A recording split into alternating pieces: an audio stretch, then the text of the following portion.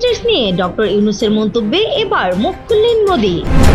ভারতের উত্তর পূর্বাঞ্চলীয় 7টি রাজ্য সেভেন সিস্টার্স নিয়ে বাংলাদেশের অন্তর্বর্তীকালীন সরকারের প্রধান উপদেষ্টা ডক্টর মোহাম্মদ ইউনূসের সাম্প্রতিক এক মন্তব্যের প্রতিক্রিয়া জানিয়েছেন দেশটির প্রধানমন্ত্রী নরেন্দ্র মোদি। সেভেন সিস্টার্সকে আঞ্চলিক সংগঠন বিমস্টেকের অবিচ্ছেদ্য অংশ বলে মন্তব্য করেছেন তিনি।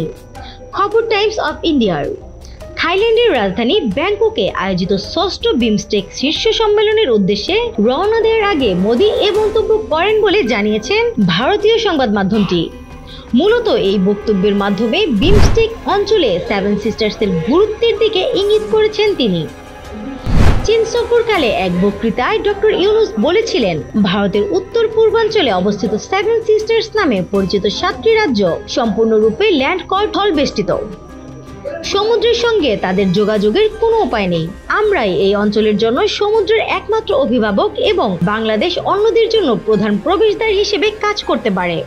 প্রধান উপদেষ্টার এ মন্তব্য ভারত জুড়ে ব্যাপক তোলপাড় সৃষ্টি করে। দেশটির রাজনৈতিক নেতা ও নীতি নির্ধারকরা তীব্র প্রতিক্রিয়া জানান। ডক্টর ইউনূসের বক্তব্যের তীব্র প্রতিবাদ জানিয়ে ভারতের পররাষ্ট্রমন্ত্রী এস জয়শঙ্কর বলেন, একই সঙ্গে বঙ্গোপসাগরে দীর্ঘতম উপকূল রেখা ভারতের রয়েছে।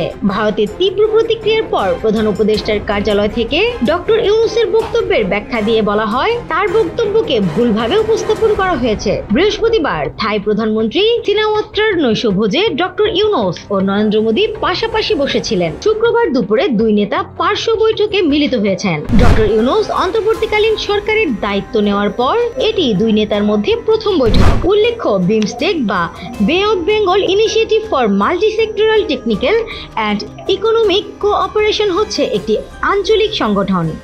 বঙ্গোপসাগর সংলগ্ন দক্ষিণ এশিয়ার 5টি ও দক্ষিণ পূর্ব এশিয়ার 2টি দেশের সমন্বয়ে এটি গঠিত। ব্যাংকক সম্মেলনের পর বিমস্টেকের পরবর্তী সভাপতিত্বের দায়িত্ব পাবে বাংলাদেশ।